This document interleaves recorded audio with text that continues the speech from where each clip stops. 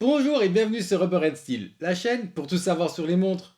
Aujourd'hui, on va vous présenter 9 montres à moins de 2000 €. Et restez bien jusqu'à la fin parce qu'on va parler de la sortie prochaine d'une montre qui devrait intéresser beaucoup de gens. Sur ce, nous allons pouvoir rentrer au cœur de l'horlogerie.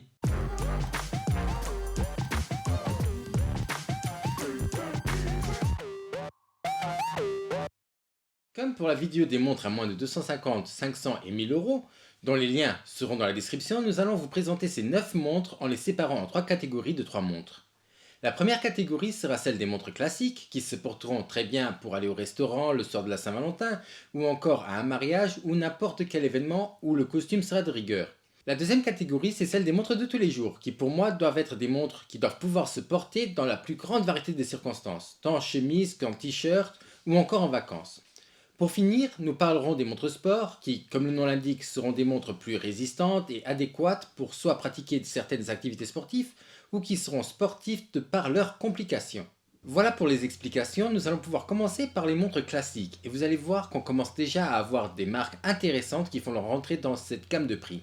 La première montre, c'est la Nomos Référence 378, marque allemande qui est très connue pour ses designs minimalistes, qui en fait des montres classiques par excellence.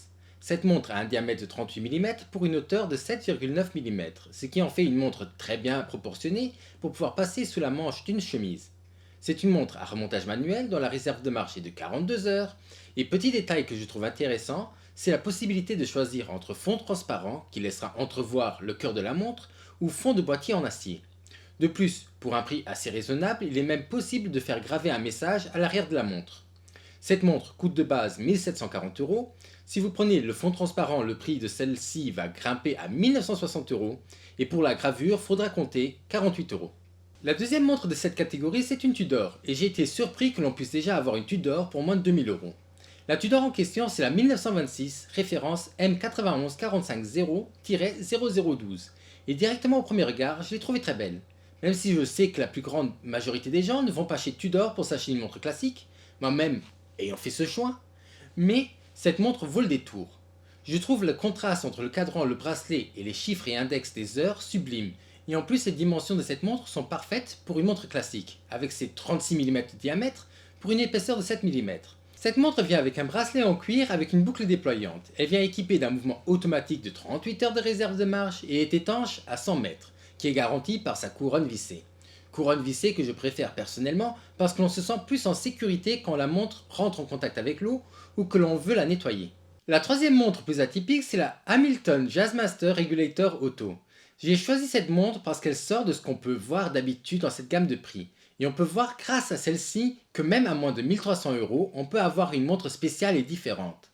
Cette montre a une grande aiguille centrale, des secondes et deux sous-cadrans, l'un qui indique les heures et l'autre les secondes. Le petit bémol, ce sont ses 42 mm de diamètre, qui est un peu trop grand pour une montre classique.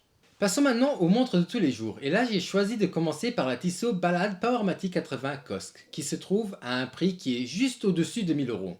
Petit rappel, le COSC c'est un certificat de précision qui indique que la montre aura une précision qui sera d'entre moins 4 secondes par jour et jusqu'à plus 6 secondes par jour. Cette montre a un diamètre de 41 mm pour une épaisseur de 9,8 mm et vient avec un mouvement automatique qui lui confère, comme son nom l'indique, 80 heures de réserve de marche.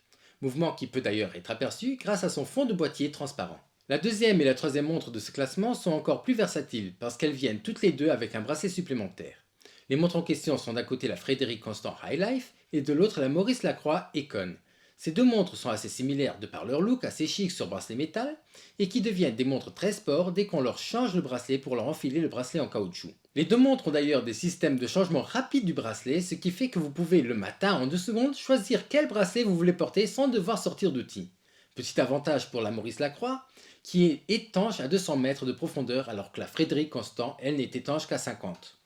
Bien sûr, toutes les deux peuvent être trouvées dans différentes couleurs, donc chacun devrait y trouver son bonheur. Passons maintenant à la catégorie des montres sport, qui est d'ailleurs la catégorie la plus appréciée par le grand public, ce qui est malheureux parce que chaque style de montre a son charme. Mais bref, nous ne sommes pas là pour lancer le débat de savoir si les montres sport sont trop surcotées par rapport aux autres ou pas. Mais vous pouvez toujours nous laisser votre avis dans les commentaires et on se fera une joie de les lire. La première montre de laquelle on va parler, c'est une montre qui est très appréciée, c'est la Captain Cook de chez Rado. Pour 2000 euros tout rond, vous allez avoir une montre qui a une réserve de marche de 80 heures avec 37 mm de diamètre pour 11,1 mm d'épaisseur. Diamètre qui est très intéressant pour les petits poignets qui peinent à trouver des montres sport à leur taille.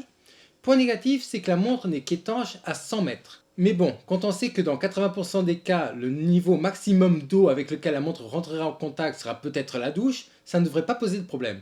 La deuxième montre de ce classement, je dirais que c'est une incontournable dans ce segment de prix, et c'est la Longines Hydro Conquest. C'est une magnifique montre à un prix tout à fait raisonnable pour ce qu'on reçoit.